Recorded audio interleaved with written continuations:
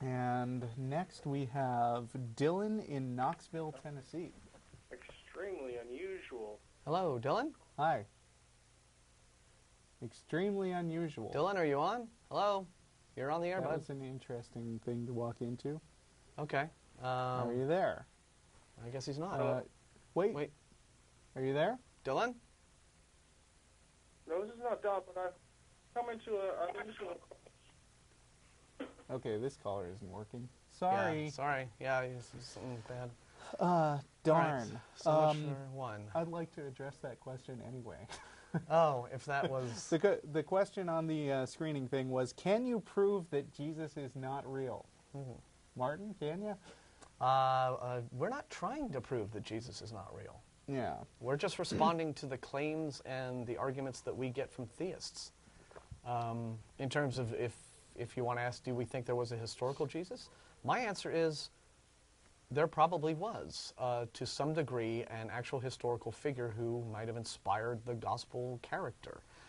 But whatever scant and minuscule evidence we have, does any of it go to prove any of the supernatural claims about that character that are made in the Gospels? No, we have nothing like that at all. So, yeah, may have been a real guy, but was he a divine being who became a zombie and no? My answer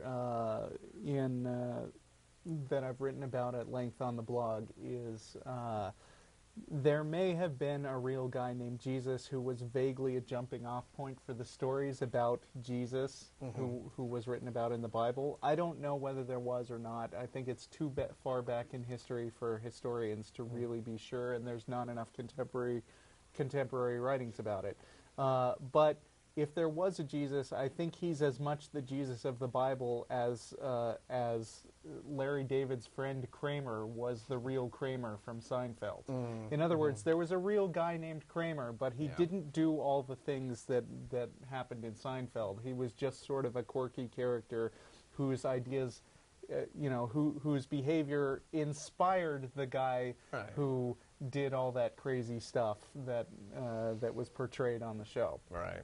So, that would not be unusual. But can I prove that within, beyond unreasonable doubt? No, except to say that I don't think that any evidence indicates that somebody can curse a fig tree and make it die and turn, and feed people with one loaf and fish. And when you get right down to it, whether or not Jesus existed, I think, is not quite so relevant to us and to atheists in America as the fact that Christianity definitely does exist. And so we have to deal with that in our day-to-day lives. So, that's more relevant, I think. Okay. Line 2. Moving on to local call.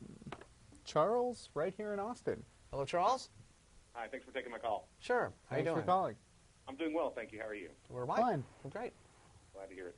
I would probably describe myself as a recovering atheist. I don't mean to attach a value judgment like I'm better than you now or anything of that nature. But okay. I think if I were to give a positive definition of what I am, I think it's going to be pretty difficult. I think I'm probably leaning toward deism of some sort. So you're saying you believe in a God, but not a God who's currently active in the world? Essentially, I don't think you would probably, based on what I've seen from this show, accept my definition of a God as an appropriate definition for God. So I think there would probably be just a disagreement we'd have to observe.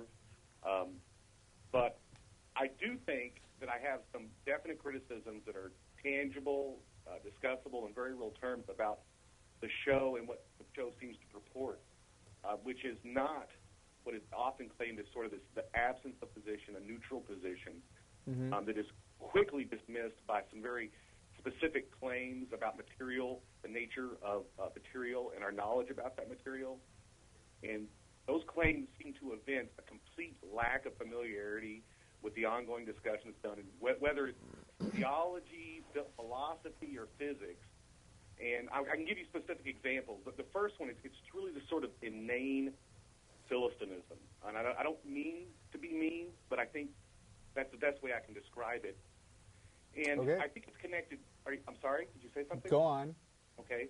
And I think it's connected in a broader sense to new atheism, this sort of zeitgeisty thing, which is really just old materialism, a new Philistinism, and probably most aptly called popular atheism, which is like asking Rush Limbaugh about economics.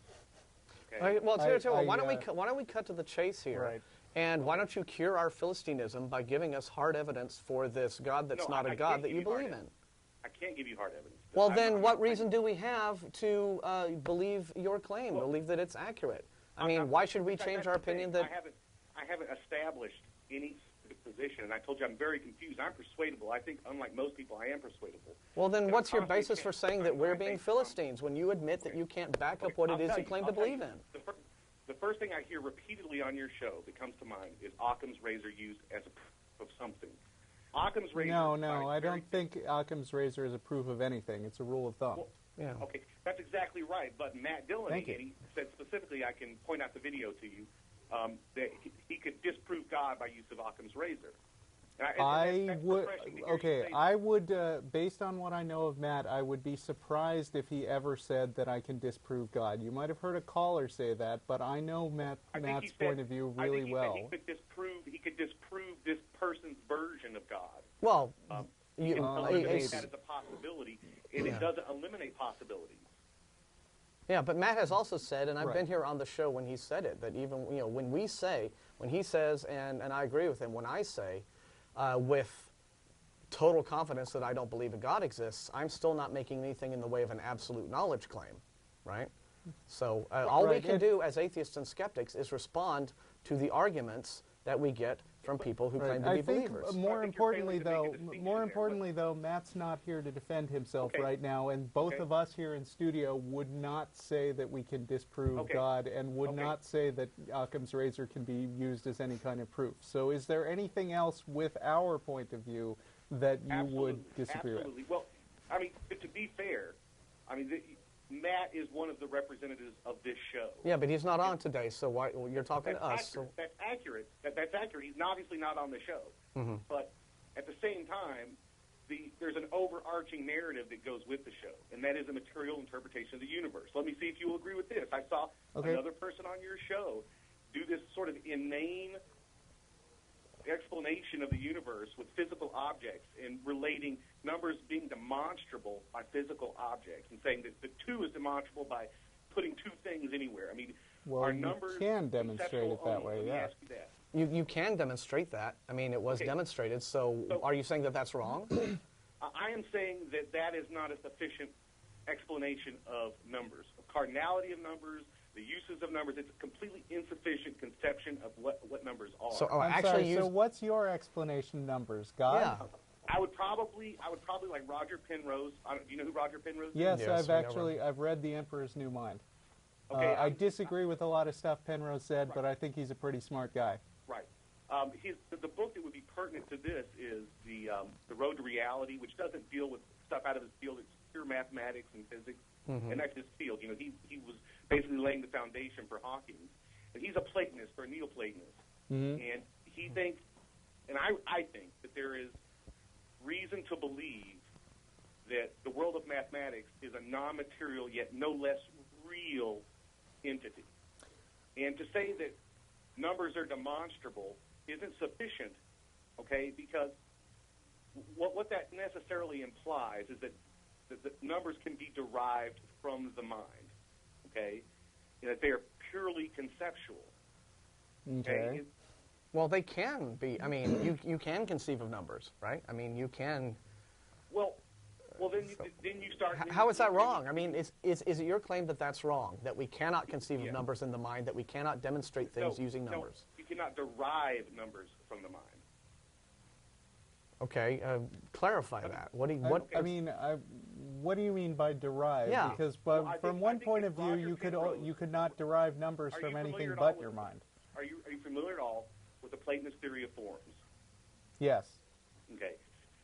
That would be the cause of our revelations, of mathematical revelations. Roger Penrose would say, when you're looking at a fractal represented visually, you're exploring a territory no less real than a mountainside. Okay, can you move along to what this has to do with, I mean, is this going to get to God, or are you just complaining about us not sufficiently being in line with a Platonist point of view? No, because, I mean, I think this may be a little too abstract for the audience. Okay, you're not sufficiently in line with any point of view. It's the methodology. I'm in line with my point of view, so that's Yeah. at least one. I mean, what point of view should we be in line with, do you think?